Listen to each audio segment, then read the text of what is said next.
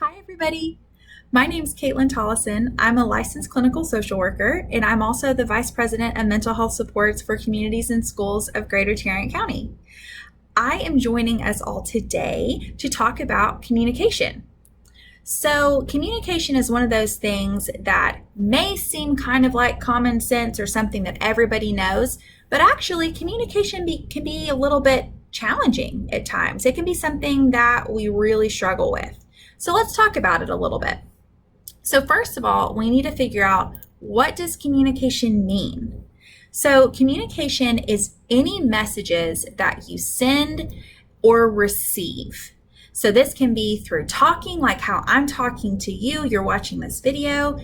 It can be like talking to somebody on the phone or texting them or emailing them or communicating with them or like chatting on social media.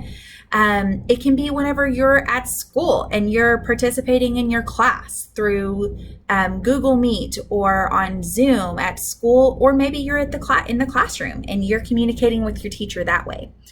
But something that we may not think about as often is communication is also how we say the words that we're saying, as well as what our body is saying and what our face is saying.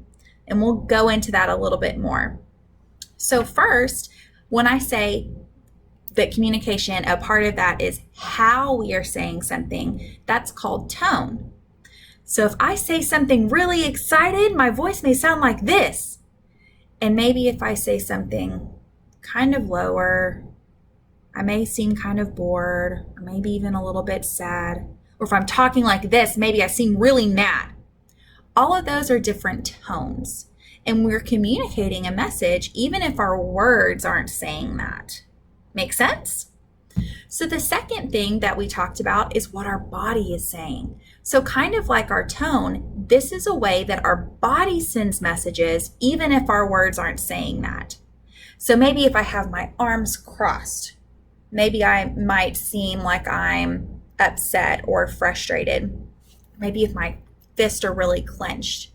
Or maybe if my hands are open and my body is open. You can't see a lot of my body right now, but if if I'm sitting in my chair and my legs are uncrossed and my hands are on my lap, then maybe I seem more approachable or maybe more friendly. Maybe if you are on the playground or you're in your class at school and somebody has their head laying down on their desk, maybe you might think that they feel sad or maybe they feel tired. So even though they're not telling you with their words, they're still communicating a message to you by how their body looks. The other thing that we talked about with communication is how our face looks. So sometimes our face can say words and we don't even know that it's saying anything to anybody. So just like our body, if I have my eyebrows furrowed and down, I may seem really annoyed or frustrated or mad. And maybe if I'm crying or I'm looking down and maybe my mouth is in a frown, maybe I seem sad. Or if I'm looking around and maybe I kind of have like lines on my forehead, maybe I might seem worried. Or maybe I seem calm or happy. I might smile or kind of be breathing normally. I might seem okay. Another word that we could use for that is content. So those are the ways that our body, our tone, and our face can be communicating messages to others without even using words. Pretty cool, huh? So you may be wondering, why is this important for us to know? Well, it's important for students to know communication skills and to make sure that we know what we're communicating, because that's how adults help us. A lot of the times you may have the adult person that's in your home, whether that's a mom or a dad or an aunt, uncle, grandma, grandpa, or maybe you live with a friend. And so their parents may be asking you things that may seem kind of simple, like, what would you like to eat?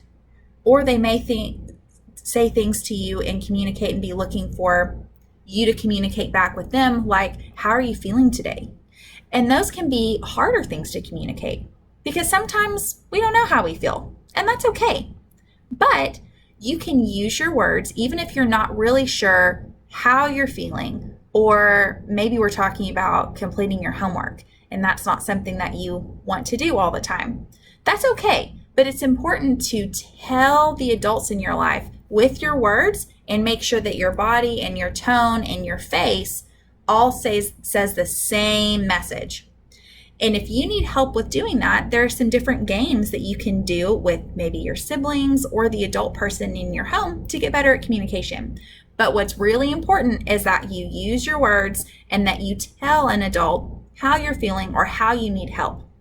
So if you're hungry, telling an adult, I need a snack. Or if you're thirsty, I need a drink of water. Or if you're scared or if you're upset, telling the adult, I don't feel good right now. I feel really scared, or I'm really mad about this thing that happened. I was really mad when my sister kicked me, or I feel really upset when Jane talked about me in class today. Because adults can help you calm down or become a little bit less scared and help you get through problems that you may not know how to do all on your own. And that's okay. That's why we have adults in our life. If you are trying to communicate to adults and you don't feel like they're listening to you, tell somebody else. Keep using your communication until you find an adult that's ready to listen to you. And that can be kind of hard, but you will be able to find someone to listen to you. So keep going. I know you can do it. So the couple of games that you could play, one of them is called feeling charades. So what you can do is it's really easy and it's really fun. So you need at least one other person to play the game with you. And what you can do is take some pieces of paper. I have just Post-its and I have different feelings. Like this one is angry and it has an angry little face on there. You can have one that says worried, has a worried face.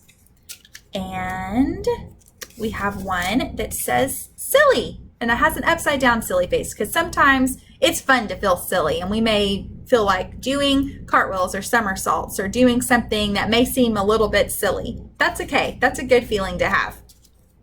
Or maybe we have embarrassed on a card. And so that's like a shocked face, like, oh no, something is really makes me feel embarrassed. Maybe I gave the wrong answer in class. Or I walked into the bathroom and toilet paper was still on my shoe. That makes me feel so embarrassed. And we have sad. And see, there's a sad face. And two more. Happy with a smile, so we can tell this person is happy. And scared, so we can kind of see like we're on high alert because we have the little motions coming off of our face. So you can write down, and there's lots of different feelings. Those are just some that I did for our example today on how to play the game. So once you have your cards and do couple, you might be able to think of maybe 5 or even 10 different feelings that you have. What you'll do is you will fold it up so the word is on the inside. You can fold it a couple of times. And once you have all of them folded, you will take turns drawing one of the cards. And then it's your job, without using your words, so not saying anything, to communicate what the feeling is back to the person that you're playing with. Okay? So if the card that I drew is happy, I need to use my body language and my face to tell the other person I'm playing with which feelings card I drew. So maybe I might say, to have you guess that I feel happy. Or if I draw the worried card, I'm going to make my face like this. Maybe I'm going to say, to tell my partner that I feel worried.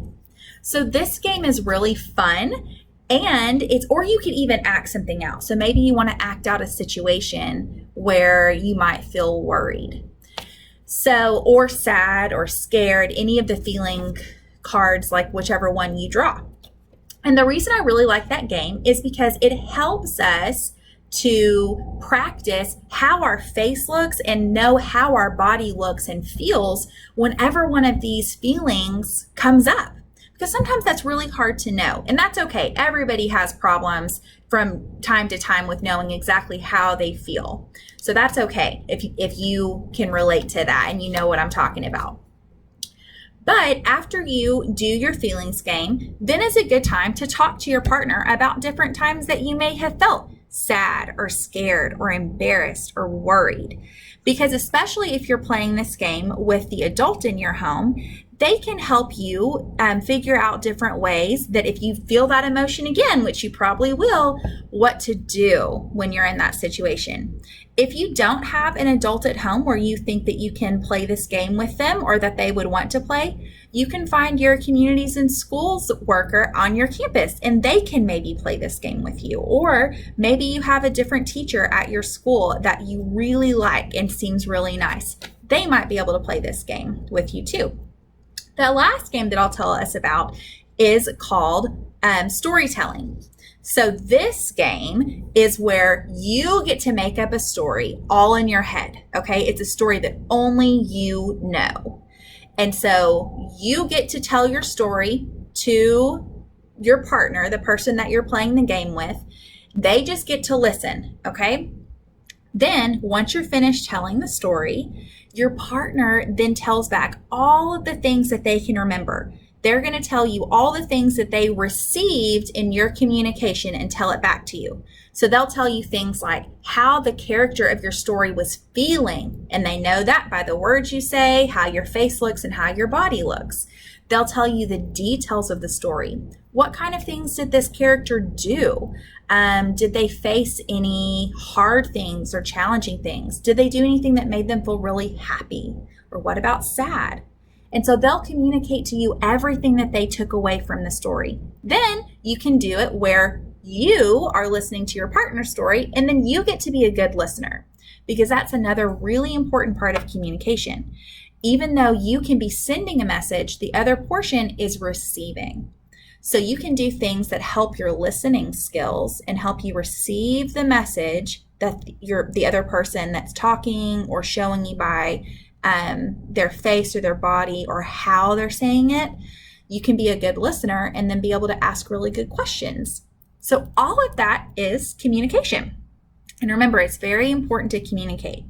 If you need help with this, it's okay to tell the adult in your home that you need help communicating how you feel, or if you have a problem that you need help communicating or figuring out solutions to. Those are good things. So again, remember that communication is important, and maybe see if you can try and play one of the games today with the adult in your home. All right, guys, this is Miss Katie with Communities in Schools, and I'll see you later.